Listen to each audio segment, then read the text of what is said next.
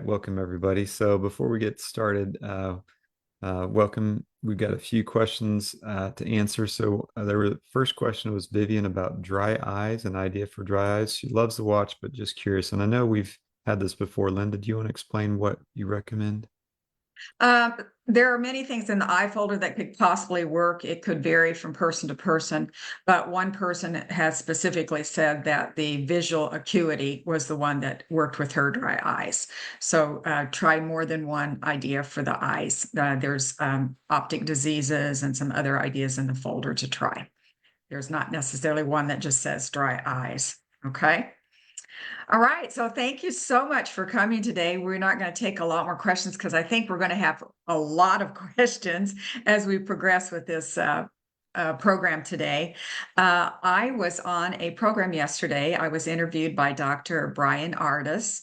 And some of you may know that name. It may be very familiar to you, but he is a chiropractor who has been talking for a couple of years about snake venoms, possibly in our vaccinations. And he has a lot of proof that is backing those statements up, although there are so many disbelievers on that. But as you start looking, there are more and more ideas on YouTube and Rumble, and you can start looking up those ideas and make your own opinion up, do your own research. Don't just believe what one person says. But I was interviewed by Dr. Ardis for the WAVwatch and very excited about that. The testimonies that some of you have shared with me and the imaging that we have taken was what I used on his show to show some positive ideas and changes with different tools to be able to back that up.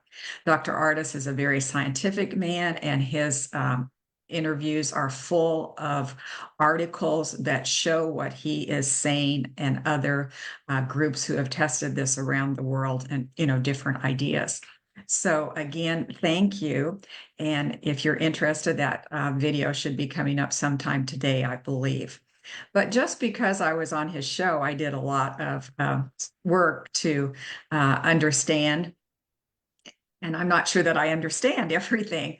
It's a very complicated subject, but it did spark something of interest for me in the WAVwatch because Dr. Ardis is telling us a lot of things, and he's telling us that there is a possible antidote for some of the toxins that have been put in medications, and that antidote is nicotine. Well, that's kind of controversial. We've been told since the 70s not to take nicotine, that it's very addictive.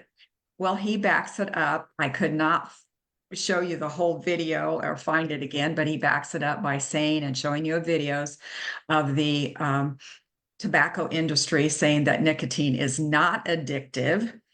And that was in the 70s. And then 3 months later, the FDA comes out and says it is addictive. And then it took them years to track it down and say, oh, it's not the nicotine itself that's addictive. It's all of the toxins in the tobacco and the chemicals that are put on as we raise those, and the chemicals added by the tobacco industry that are addictive. Because if nicotine is not addictive, how could they convince us to smoke and smoke and smoke? So the addiction could possibly have been added for a specific purpose. And haven't we heard that story time and time again? How something has changed so that it affects how we take something. So you can look at so many videos about nicotine and tobacco by Native American Indians. And if they have the pure form of it, they are telling you over and over again that it is not addictive. So let's go ahead and start. Do you have anything to add, Joseph or John, before we start with a little bit of a presentation here? And I will kind of put it, yeah, go ahead. This is Anything? all new to me, and I'm excited to learn as well. Well, it was fairly new to me, Same so here. I'm really stepping out myself. But and I do want to, put a disclaimer in that I'm not saying everything that I know everything. I'm putting out more videos for you to compare and for you to look at. And then I want to throw out a challenge for all of us who have the WAVwatch. So thanks for joining me today. So I'll go ahead and share my screen.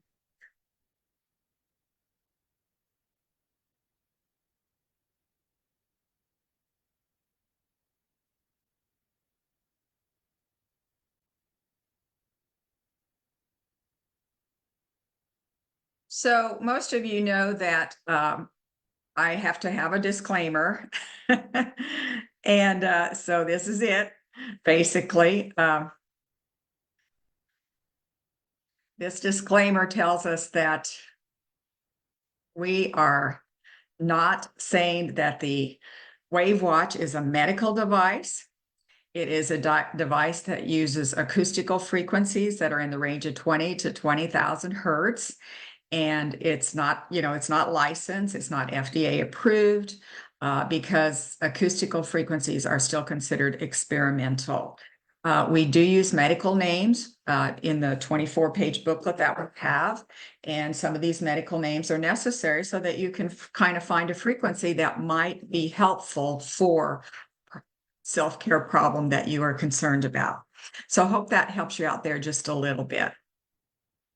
So see, don't forget that we've got 1,000 self-care ideas. We've got a durable wristband. We also have newer ones that are Velcro based. We have the touch screen. There's 3 swipe screens, and it works on the principle that when you wear it on your wrist, that one cell is going to vibrate underneath the speaker, and the next cell will start vibrating in the next cell, and then it's going to zip through your body.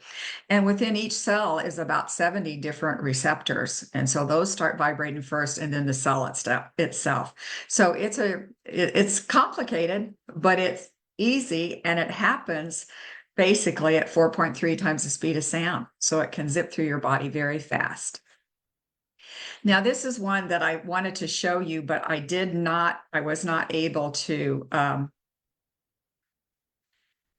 actually put the whole program on, but this is one that I really would like you to take the time to see. It's what we are talking about today. This is an interview over 2 years ago by Dr. Jane Ruby with Dr. Brian Ardis, and I mentioned his name already. I was interviewed by him yesterday on the show.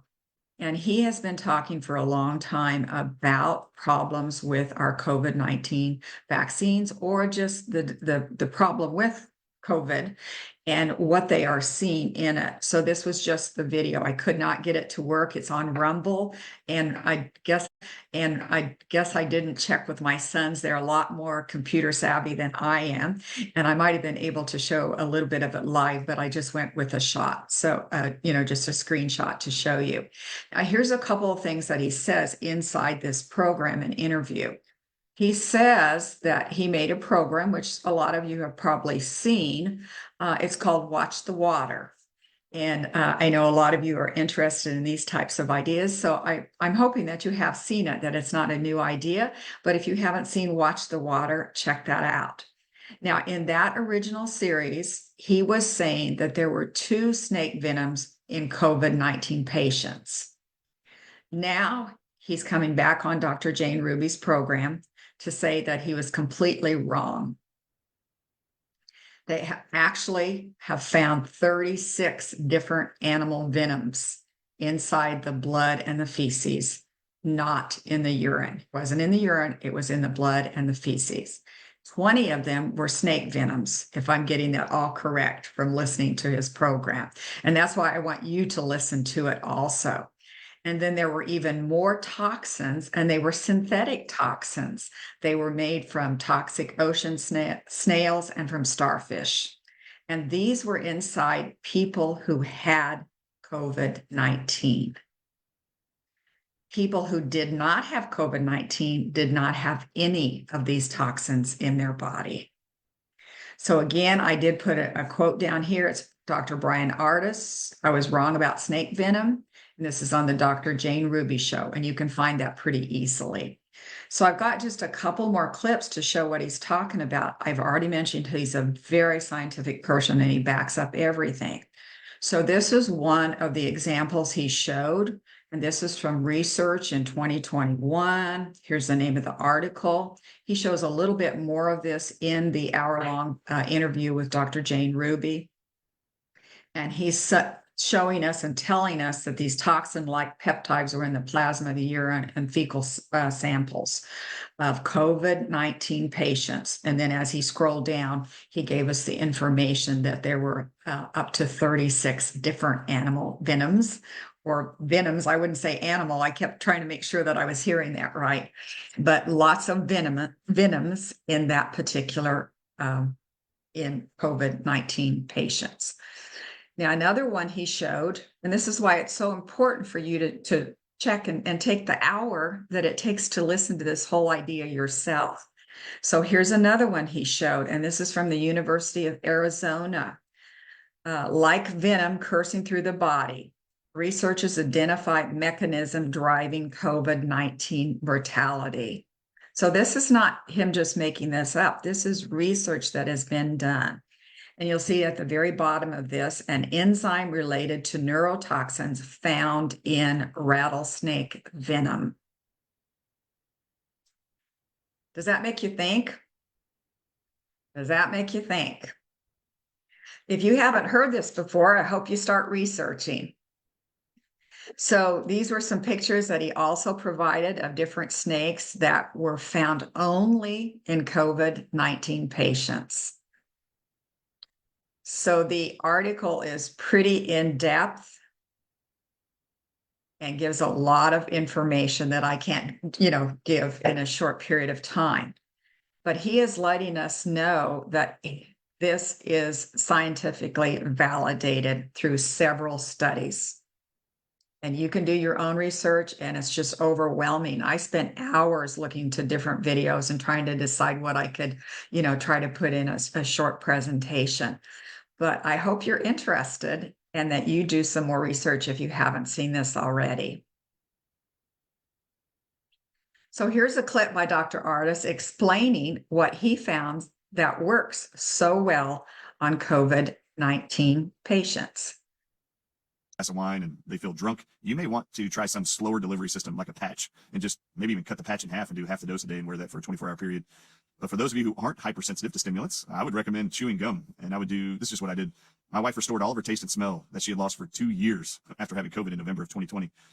She actually had no taste, no smell for 2 years. It took 3 days of chewing Nicorette gum. She did a 2 milligram tablet 4 times a day and chews it for 10 minutes only and spits it out. So choose 4 different tablets for 10 minutes at a time and spits it out. By day 3, all of her taste and smell was restored. And I have tried 1,000 things, it felt like, over the last 2 years to try to restore her health, to restore her sense of taste and smell. Nothing was as effective as what we observed clinically. And she experienced objectively was the improvement in her smell and taste within just 3 days of chewing Nicorette gum. So Nicorette gum and nicotine helps release the venom peptides or the spike proteins from those nicotinic receptors that for some reason are staying bound for a long time. Now, if you want to, this loss of taste and smell is not something unique to me just calling this COVID and weaponized venom. This has been a published side effect of venom from snake bites with humans for decades. They know that if you get bit with a viper, you can treat the bite with anti-venom, but for months to even years, these individuals can lose their taste and smell. This is a published side effect of venom, particularly from snake bites. So this is even on the NIH's website right now. They've got a research publication titled Long-Term Side Effects of Envenomation. The loss of taste and smell, or the loss of smell can last for over a year, and loss of taste can be for over a year also. So the goal is to get the venoms off the sensory nerves, which control hearing, thought, taste, smell. You want to get the venom unattached because it paralyzes those senses. And nicotine, for some reason, has an amazing ability to immediately restore those senses back in place. If you stop the nicotine, though, people have found within a several-day period, a lot of them will start to get their loss of taste and smell starts to return. And the reason for that is, as far as I can surmise, there's enough evidence proving that after you get bit by a viper or a snake of any kind, the venom stays in your body, including scorpion venom, spider venom. It actually can stay circulating in your body for up to 10 years. So the goal would then be you take the nicotine to get the venom off the nervous system, but it's going to now circulate in your bloodstream or lymph system. Then it is put things into the body that help to denature venoms. And some of those things we've discussed here. Urine therapy may be an option for you, but glutathione, NAC, selenium, apple pectin powder, vitamin C, N-acetylcysteine, and EDTA, for example, fulvic acid also, like you've educated audiences on. These are all options we should use to denature venoms. Mucuna purines you should try. And so if I were you, you want to look for a solution, I would use nicotine and melatonin hormone supplement, NAC and selenium, to get the venom off of your nerve tissue and bind something else to those receptors so you can restore your sense of taste, smell, thought, perception, memory, get rid of your hearing loss, and get rid of your tinnitus, which is a very common side effect of COVID-19's symptoms. Use those things, and in the interim, at the same time, make sure you're putting things into the body that denature venoms. And I would try these things for a month. So if you're going to try Nicorette gum or try a patch for nicotine, keep it and do it every day for a month. And at the same time, supplement vitamin C, NAC, like I'm mentioning, selenium, glutathione, EDTA, fulvic acid, try urine therapy, whatever you want to try something in combination even. Do it for a month and then see if you can stop the nicotine gum. And if the symptoms stay away forever, whatever it is you were using, help to denature it. If you see a massive improvement, 50% restoration in hearing, 50% restoration in taste and smell, this is phenomenal. Continue with the products you use for that month to see the improvements and see if it will continue to heal and repair. Remember, the human body, all tissue in the body repairs over a 4 to 6 week window of time typically. Picture a broken bone. The immune system will gather up calcium and other minerals to repair the broken bone, but it takes 6 to 8 weeks to typically heal that tissue. Give your body the same amount of time. Your body's immune system during a broken bone period is going to go and gather up calcium and magnesium from around the body to rebuild bone. It just takes the immune system 6 to 8 weeks, typically 2 months, 3 months to repair that tissue.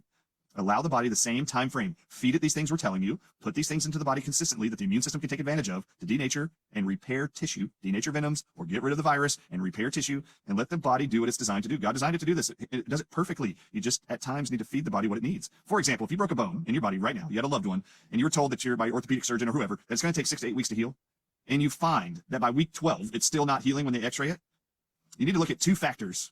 Does the patient have enough calcium in their body to repair the bone, or is there a magnesium deficiency that's not allowing them to bring calcium to the bone to repair it? And if there's a magnesium deficiency, it doesn't matter how much calcium is present in the blood, it's not going to get to the bone. You need magnesium to carry it there. So a calcium deficiency could lead to a slower period of healing for a broken bone scenario, or a magnesium deficiency, even with a calcium excess, would not allow the bone to heal, and it would be a much slower process. So these are just some of the things people need to consider. Also, you might be on, for example, Jonathan, if somebody's living on corticosteroids, that reduces the body's abilities of the immune system to repair damaged or broken parts of the body, like a broken bone. So people on prednisone, for example, or corticosteroids, the healing processes for everything is slowed down. They can't actually heal anything at a faster rate because now their immune system has been suppressed, which is the healing aspect of the body and the immune system or nervous system. So if you're on prednisone, or if you consume a lot of sugar, refined sugar suppresses your immune system just like steroids do. So if we're consuming a lot of sugar, that depletes minerals, it suppresses the immune system like a steroid. You can't fight infections, you can't recover and heal at the same rate. These are just basic principles. It doesn't mean God's creation can't do its thing. There are things we as human beings decide to do to it, inject inside of it, swallow into it, breathe inside of it, that can actually cause detrimental effects and suppression of those vital systems of repair and healing. What people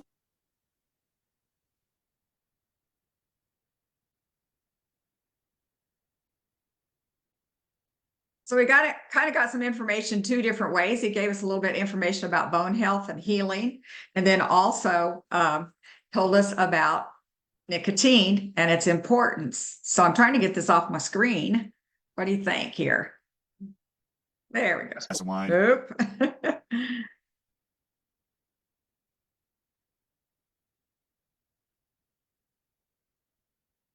Well, They feel drunk. fun, You may fun. want to try some slower delivery system like a patch and just maybe even cut the patch. I'll stop the share for a minute. Couldn't quite get that off the screen.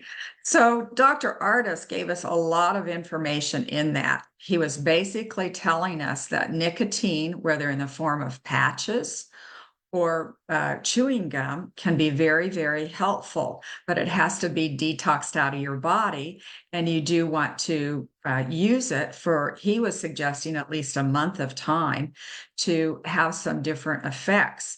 And he goes on in this video and in other videos to show that he has seen improvements in Parkinson's, improvements in Alzheimer's, dementia.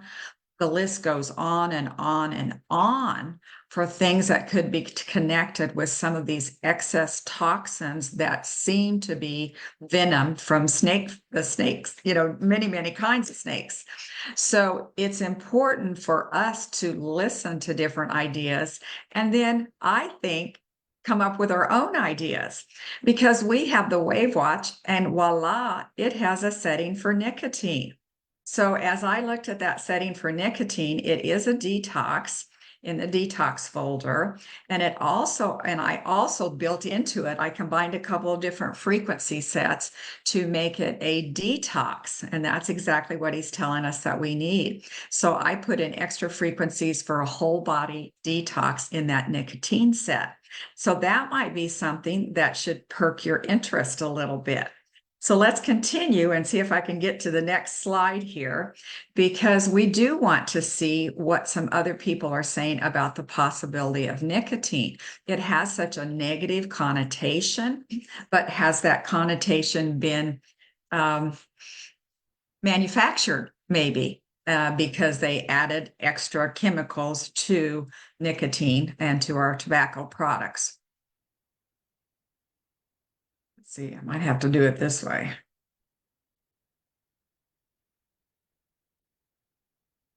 Isn't it lovely when a slide just sticks? Yeah, I think you're good. One thing I was going to say, because that video was on fast speed, it was kind of hard to catch, but did you repeat some of the supplements that he mentioned? You know, the I nicotine did gum? not, but the NAC and I'll see if I can get those written down, and maybe we could do that, because I did not catch all of those to put on there. But I think this next video does have that information for us. So hopefully Great. we're Those there. videos are educational in nature and are designed to help people over 21 who smoke cigarettes switch to a less harmful alternative. All right. Well, what's up, everybody? It's Grim Greenback here, and today, guess what? We're talking about nicotine again, but this time as it relates more to memory and cognition and the such as. We often hear from groups like the Truth Initiative that nicotine is brain poison. Yeah, poison for the brain. We all kind of knew that that wasn't true, and now researchers at the Vanderbilt University Medical Center have made some, truly and honestly fascinating discoveries regarding nicotine and its potential impact on memory improvement. Just a quick disclaimer here, I'm not a doctor, I'm not a scientist. This is not medical advice. Links for everything discussed today will be in the description below. Damn, memory loss, you know? Things like Alzheimer's, dementia, awful. Just awful for everybody involved. But here's the thing. The aforementioned Vanderbilt University Medical Center is in the middle of an insane study called the Memory Improvement Through Nicotine Dosing Study, or the MIND study. The researchers are investigating whether nicotine administered in a patch form could potentially slow memory loss and enhance functioning, particularly in individuals experiencing mild memory loss or mild cognitive impairments. Dr. Patricia Andrews, a geriatric psychiatrist involved in the study, explains that individuals using nicotine patches have shown improved attention and memory. So maybe not brain poison, the Truth Initiative. The study is essentially exploring how the gradual exposure to nicotine might enhance memory receptors in the brain. Dr. Andrews emphasizes that nicotine, removed from combustible tobacco, does not have the same toxins present that it does in cigarettes. Things like tar,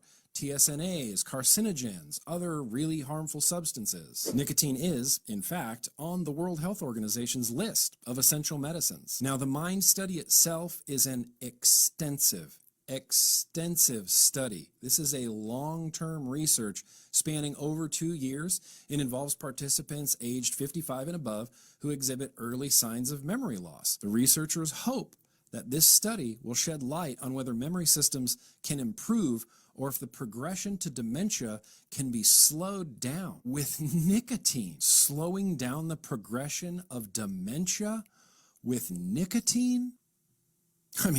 According to the researchers, nicotine, when administered through patches, interacts with receptors in the brain, triggering a cascade of networking that supports memory and attention functions. Right now is probably a good time to emphasize that this doesn't mean that smoking cigarettes would have the same effect. In fact, smoking cigarettes is linked to higher risk of Alzheimer's. Cigarettes is where the problem always is. This study at Vanderbilt University Medical Center is a really big deal, not just for our understanding of memory loss and potential therapeutics, but nicotine in general. The potential of nicotine to improve memory without the harmful effects of smoking is an actual mind-blowing concept, pun completely intended, and honestly makes every campaign for tobacco-free kids and Truth Initiative and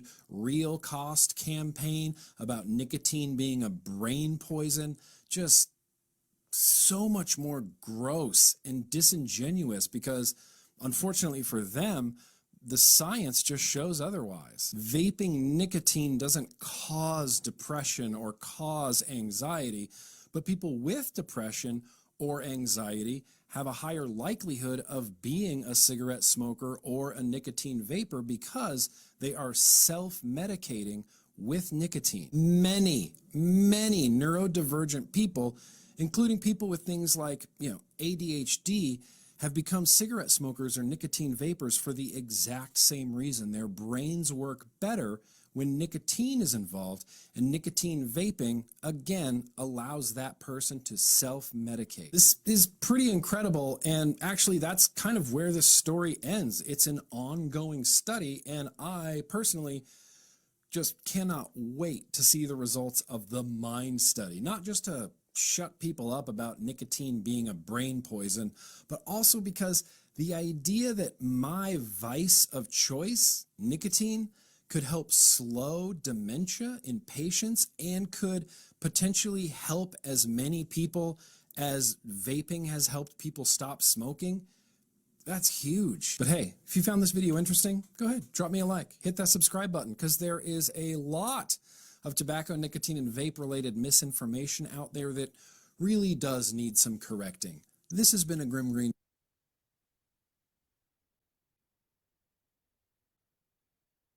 Okay, so there we go again. That video is stuck. But isn't that interesting? What do you think, JR? You are a Vanderbilt graduate. I think I'll pick on you. No, that's interesting. I'm trying to keep up with some questions. So I would love if you could send those links, I could send them to people to share. But yeah, I mean, fascinating to think about nicotine and natural forms. But yeah, looking into it right now. So Very, very interesting, the study that's going on. And you can't forget it. It's MIND, M-I-N-D. I love the acronym for that.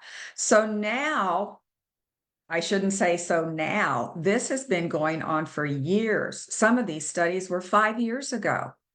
So why are we not finding out about them? It's very interesting. And then Dr. Ardis brought the whole idea with nicotine to our attention because he's saying that nicotine has the ability to neutralize, or it's the best thing there is for use with COVID-19. So that is very, very important for us to know. And if we're still doubters and naysayers, do your own research. Like I mentioned already, and some people have come on slowly, so you may have already heard this, or this may be new, but I was just blown away by the studies on nicotine that they are already having, and they have not told us that. It's not talking about cigarettes, it's talking about nicotine in the purest form. And so another area of research that you could do again is to look at Native American ideas on nicotine and see what they have to say. Also very spiritual uses for their nicotine that is natural in the natural form. And then we've got some more information about it. But again, I'm going to end this in a little bit with a challenge for everybody. So I'll see if I can get this started again. I have just a couple more ideas to share. This is another idea that we need to be thinking about and looking at. So we have been alerted to the fact that we that we have some snake venom in COVID-19 for whatever reason, wherever you want to go with that. And now I've become very, very concerned. Been listening to some people I know talk about their use of Ozempic and how some of them are starting to have trouble getting up in the middle of the night and throwing up and just vomiting all night long. So this is another drug that has been used for diabetes and weight loss. And so I'm tying this in a little bit because guess what is in this particular prescription drug? 2 guesses. What are we talking about? So I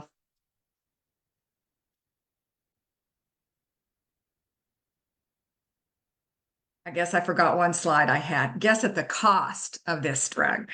So Ozempic and Wegovy, if I'm saying that right, have been very hot and controversial for weight loss crazes. And these drugs are in such high demand that there's a shortage of them. And so the person I know, I thought was paying about $800 a month, but they were saying between $900 and $1,300 a month for these 2 drugs that have been used, have been okayed by the FDA for the use of diabetes and weight loss. But what we're missing is the source for these drugs.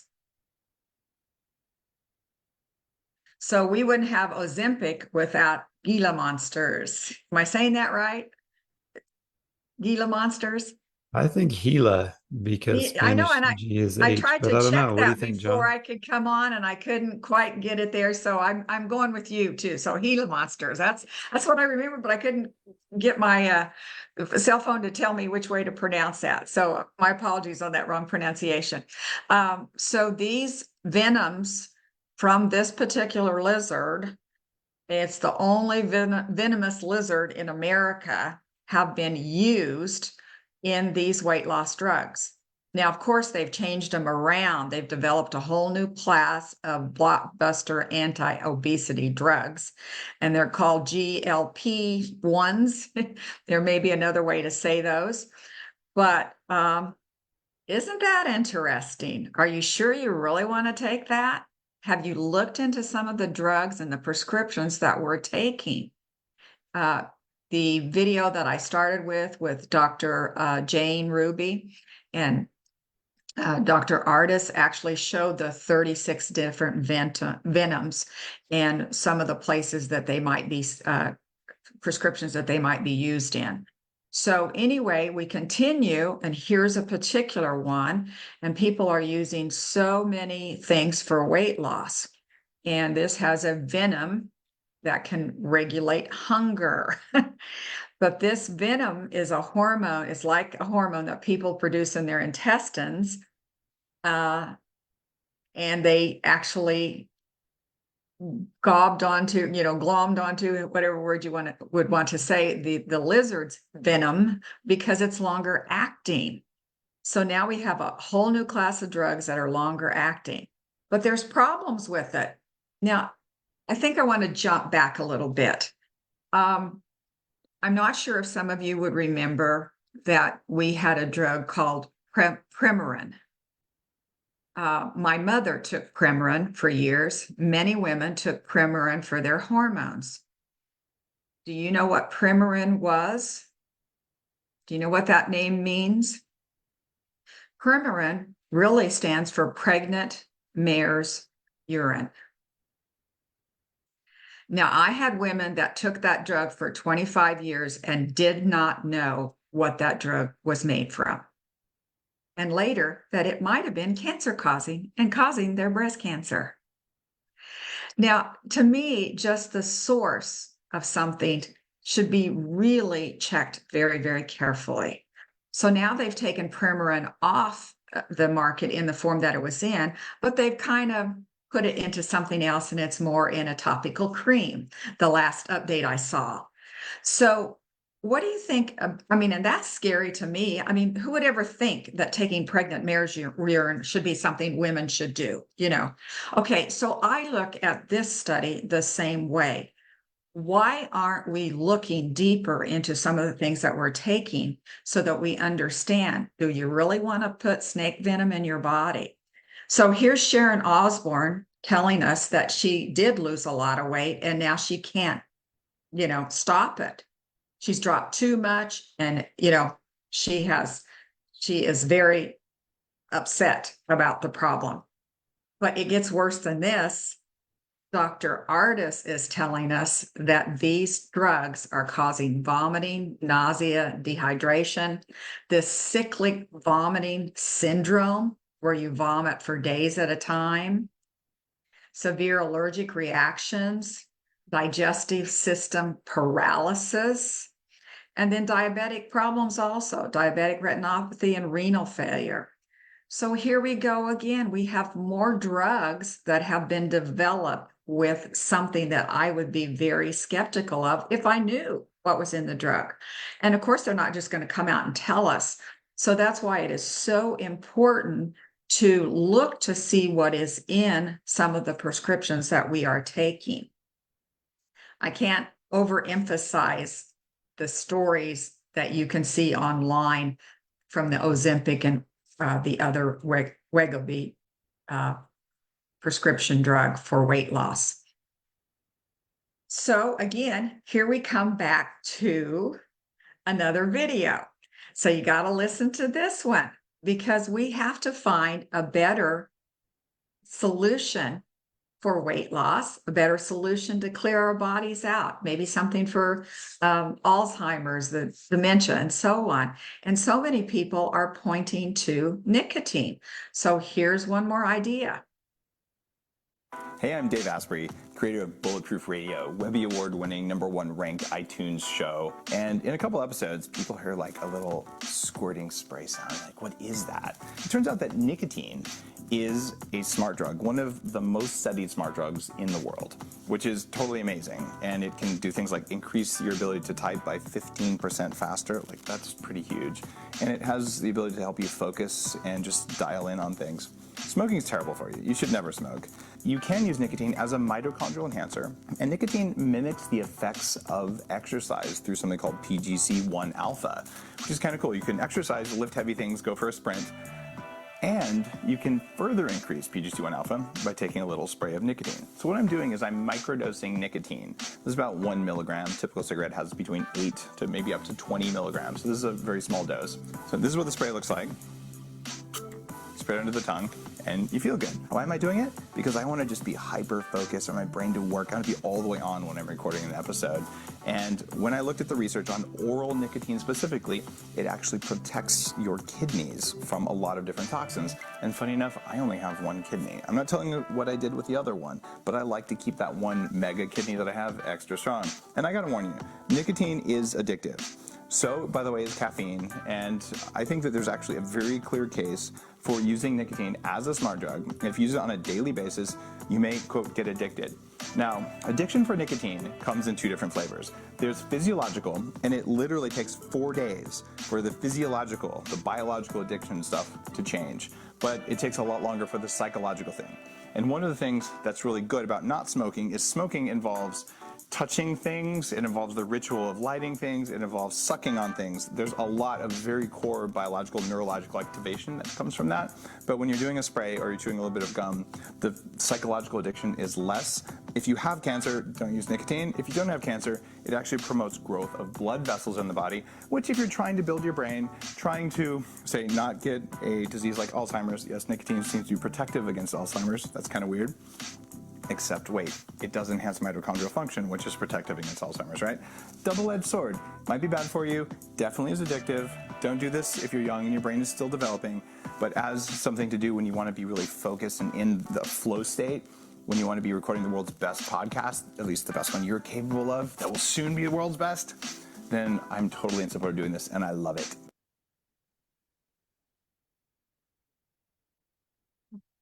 Interesting. I So also only have one kidney. a little bit different side. You know, this is a professional who's saying that nicotine is addictive, where other people are saying when you take nicotine by itself, not included in cigarettes, but the natural form of nicotine, that it is not addictive. So you've got to make up your mind on that, and you've got to pay attention to your body if you do decide to try a nicotine gum or a nicotine patch or his nicotine spray. So wasn't that interesting, like you said? Did you get anything more out of that, Joseph? No, I mean, I think he kind of said it's a double-edged sword, right? You don't want to be addicted to it, but no, it's interesting. I'm thinking about it. Okay, so lots of information out there about nicotine. So let's go ahead and finish this up. Okay, so this is an article that I found in the New York Times. It was published May 3rd of 2022. And they are saying that deadly venoms from spiders and snakes may also cure what ails you. So this is kind of going back to my example with Premarin. That just didn't set well with me just from thinking about it. It doesn't set well with me that, yeah, there might be some venoms that could cure us. I'm not sure I'm interested in that at all. I would rather do something completely different than take a snake venom. But guess what? Efforts to tease apart the vast swarm of proteins in venom. There's a whole new field, Venomics, has burgeoned in recent years, leading to important drug discoveries. So on the left side, this person says, a century ago, we thought venom had 3 or 4 components. And now we know just one type of venom can have thousands, according to Leslie Boyer, who is in pathology at the University of Arizona. So on the right, she added, there's a pharmacopoeia out there waiting to be explored. So just that word itself really bothered me. And just the fact that they're going from 3 or 4 components that they know a little bit about to thousands of types of components in a venom. Can they actually study every single one of those before that venom is added to a particular drug, or that venom synthesized and added to a drug, however it is done? I am very, very skeptical of this. So I hope that you will appreciate that we can step out and do something completely different. I'm not sure if you're interested in having the study of Venomics. What do you think? Am I saying that right? Done. It's very important that we learn, and we have other ideas at our fingertips or on our wrist. So I think this title says it all. Someone has to do some research on it. So this is another video. It's just a couple minutes long, and there's some pros and cons in here, and that's what we need to hear about. Could nicotine have health benefits? It's a question a local documentary filmmaker is asking. New at 10, Rebecca Clough talked to him about his push to learn more about the controversial drug and why. Steve and Carol, You Don't Know Nicotine takes a look at whether people who suffer from diseases like Parkinson's could actually be helped by nicotine in other forms than smoking. Milwaukee filmmaker is on a mission to talk about nicotine, but it's not what you might think. Most people think of smoking when they hear nicotine, yet now there's potential treatments for, very devastating diseases. Aaron Biebert is in the process of making his film, You Don't Know Nicotine. His downtown Milwaukee studio serves as the base for his production, but he says his focus is to find doctors from around the world. Some of the things I'm hearing about the brain, it's possible that using nicotine without smoke actually might help with Alzheimer's, Parkinson's, dementia. His message is concerning to some medical professionals, including a medical director at Ascension, Wisconsin. Nicotine in and of itself is an addictive agent. So once you get used to taking it, you need more and more. Dr. Steinert says not only that, so far the research isn't there to back up the claims. Let's look at the studies. Let's look at the science behind it. Could it be beneficial in certain aspects? Potentially. But are there other side effects that surmount or overcome any benefit? A nonprofit that's also looking at this is the Michael J. Fox Foundation for Parkinson's Research. In October, the organization put out a blog saying they supported a trial to study if nicotine patches could slow Parkinson's disease. The findings? In part, nicotine patches are not beneficial in Parkinson's and do not slow the clinical progression of the disease. But Biebert believes there could be more to the story. This is crazy talk, but someone has to do the research on it because right now we're only kind of hearing one side of it. Now, I did ask the filmmaker if they are getting any money from the tobacco industry, if they're being compensated by them in any way, and the answer was no. The documentary is still being made. It's expected to be released sometime next year. Stephen Carroll. Very interesting. Thank you, Rebecca.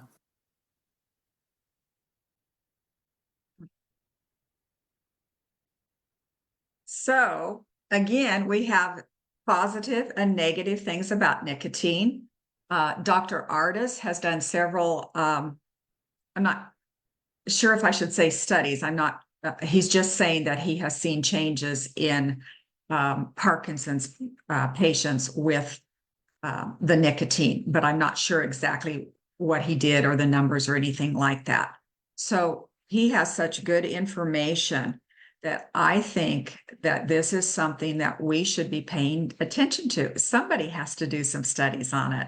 So I'm nominating you, I'm nominating us, I'm nominating anybody that has a WAVwatch. If you'd like to try this and then give us some feedback, I would really be interested in it.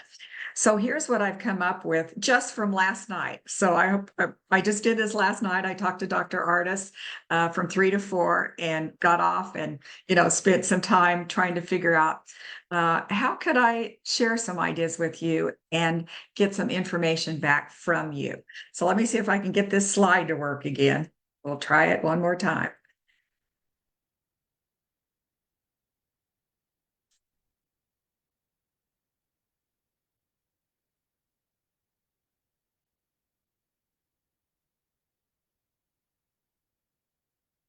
Wow, there we go. 3 attempts there. So our challenge, or my challenge, or yours, if you accept any ideas, if you'd like to try this, is to use the nicotine frequency that we have on it is on the 1,000 WAVwatch frequencies, and any other ideas on the WAVwatch for Parkinson's, Alzheimer's, brain, memory, weight loss, taste and smell.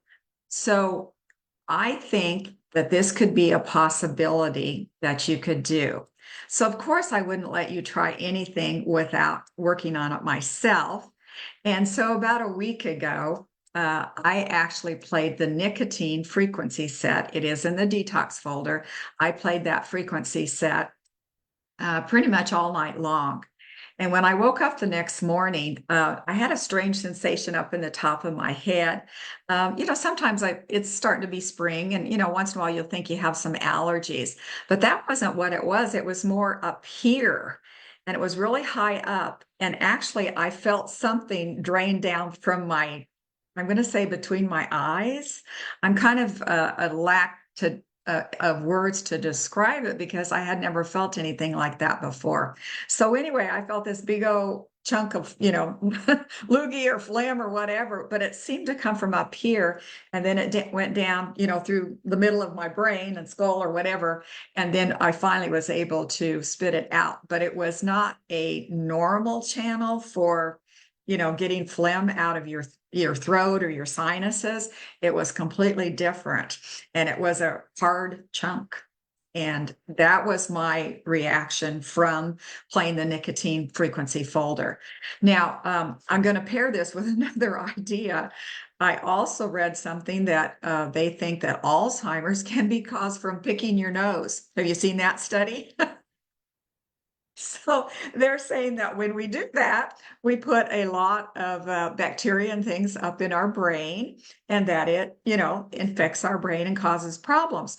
And that's what came to mind when I felt this huge, chunk of something really coming out of way up here. It wasn't sinusy. It was a completely different feel. So I don't know that I can describe it any better than that, but it was very different. And since then, I haven't seemed to have some of the, sinuses and things like that. So maybe it was my imagination and it was, a sinus idea. It was just totally different.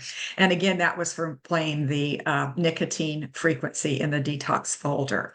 So, if you're interested, join me in a search to find out if this frequency for nicotine can be helpful with some of the problems that people have reported, because I know a lot of you have tried Parkinson's and Alzheimer's, and we do have some good feedback from that. But what if we actually added the nicotine and some other ideas into a playlist and tried those? Because I had not thought of trying those ideas before for these particular health problems. So don't forget, you may say, oh, but that's in the detox folder. It's nicotine in the detox folder. Do not forget, these are resonant frequencies. So what that means is if you have a nicotine frequency in your system already, and we put another one in, it's a matching frequency, they're going to combine in some way. And they could rebalance, they could negate, they could self-amplify, it could break up, it could destroy. Several different words to describe what could be happening when resonant frequencies meet. So we are trying to use resonant frequencies for nicotine to see if they could make a change in our system in any of those ideas or anything that you might have.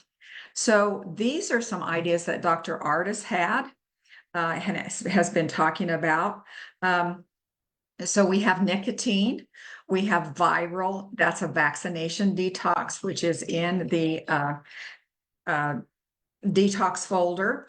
We have frequencies for the spike proteins, which he's talked about.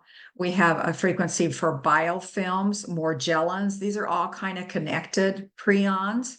And then Dr. Ardis also says that these particular problems with snake venoms and snail venoms and the starfish venom, that kind of thing, that they actually work through bacteria, yeast, candida, and mold. And then that amplifies it and spreads it all over your body. And it's longer lasting for years and years and years. So he particularly mentioned that these venoms could stay in your body for about 10 years. So these are some more ideas. So I'm suggesting that if you want to try something completely new and give us some feedback, that maybe you make a playlist and put these ideas in it and just play them and give us some feedback on if you notice anything that happens along that line. So, keep track of your frequency use. This isn't we can't call this a double-blind study or anything. I'm just saying, hey, you want to have a trial? Do you want to have a challenge? But our group might be able to provide input and more healing ideas for others to use. So could we tell people that, hey, yes, I did try the nicotine frequency set, and wow, my Alzheimer's did change, or wow, XYZ changed. So you could maybe just keep, just a short version of the date that you started and stopped, the length of time the frequency was used, the time of day, and the night that the frequencies for you were used, how many days, did you feel anything change? Did you have any negative symptoms? And Joseph, I gave him your email. So you're the person that can maybe, I don't know. Anyway, I picked on you today. That's So fine. You can pick on Yep. John too. He's here. Okay. And I could put both of them if you wanted to send it to No, John. that's Also, fine. it's John@WAVwatch.com, or I believe you told me that mine works, Linda@WAVwatch.com. So you can use any of our names and send anything that you come up with if you choose to accept a challenge and try some new frequencies and compare them to those specific ideas that they are actually studying. Your memory, your mind, Alzheimer's, Parkinson's. Seemed like there was, I'm not sure if I heard ALS mentioned at all, but anything that you have, or that you have, or that your neighbor has, or that your son has, or your daughter has, or any of your loved ones, maybe you could reach out, and this might be a good time to try something on them. So you might set that up on a playlist. And I think in closing, I do have a little video, which I've showed almost every time, on how to set up a playlist. But I think we're open if we have any questions or anybody wants to comment before we close.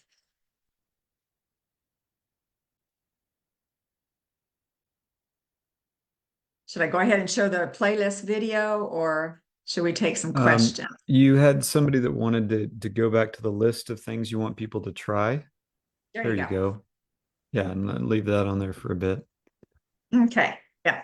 And then you could show the video here in a minute, but just so people know this list. Yeah, so you could take an image of that, video, or excuse me, a picture of that as a way to save that. So it is nicotine. It's in the detox folder, and play the viral vaccination detox. And that is vaccination detox plus total body detox frequencies, along with the nicotine, spike proteins, biofilms, morgellons, prions. And again, these would be on the 1,000 frequency watch. Bacteria, yeast, candida, mold, and those are all on any of the watches that I had. And then the detox folder, I would play all of those too. And if you want to concentrate on those and just tell us, everybody's going to have a different time idea that they could use that for. Some people may like to use it more at night. Some people might use it in the day. Some people only have an hour, and that's okay, because we just want you to let us know the time that you used it, and if you had any results in that time period, any changes that you could see. All right. Any questions now? Any ideas, any testimonies, anything? Maybe somebody's already tried that.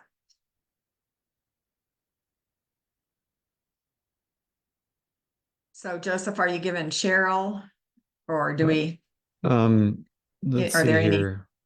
Well, we've got a few anything to questions. Yeah, one person asked about the payment, or they said the cost of the watch, and just so people know, we do have a payment plan on the website. So when you go to the buy the watch, you can click on shop pay with shop pay, and that will allow you to spread the cost of the watch out over 4 payments without interest or 12 monthly payments. So if cost is an issue, we have a payment plan.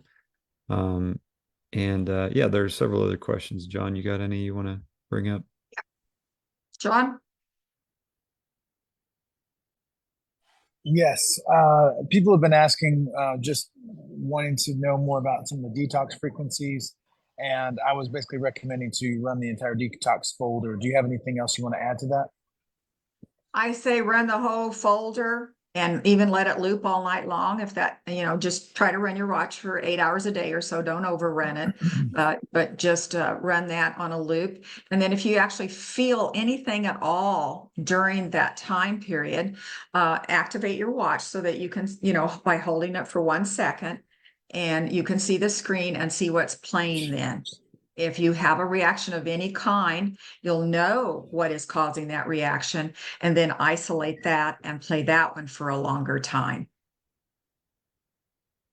Cool.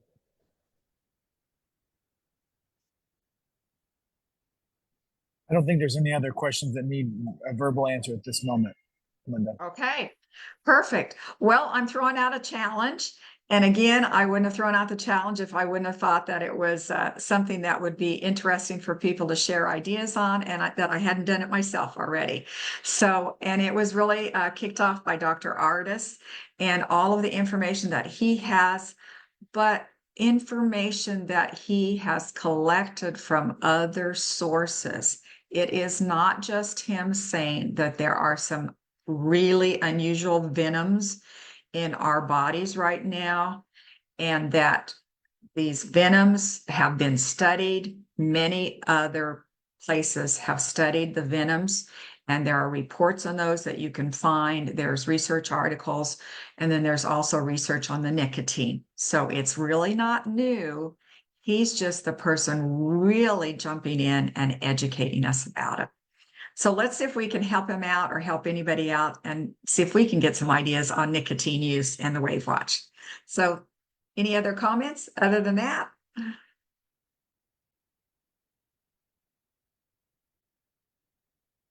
Okay. Nice work. Really interesting. Let us know what you find out. Y'all take care. All right. So, okay. So we're all ended now? There's a couple of questions that have just popped up, Linda. Someone says, Cynthia says, if we're using the nicotine patch for blocking spike proteins, as Dr. Ardis suggests, she's concerned that the WAVwatch nicotine frequency will detox the nicotine. No, it's just going to resonate with it, and it will do what the body needs it to do. That's why I try to put up there that it's a resonant frequency. And Mary is wondering if the nicotine setting will remove good nicotine from the body. As far as we know, no, because, it's going to activate it more, make it work better. It's a resonant frequency. Okay. All right. Perfect. Oh, and someone was wondering about bone growth under the tongue and the mouth. They had a bone growth? Yeah, if there was any frequencies that would help with bone growth under the tongue in their mouth. I don't really know. There's a whole folder for bone, and you might check that out, but it sounds like it could be I don't know if it would be a bone spur, if something like that would help or not. I do not have anything specific for a bone growth under the tongue. I'm sorry.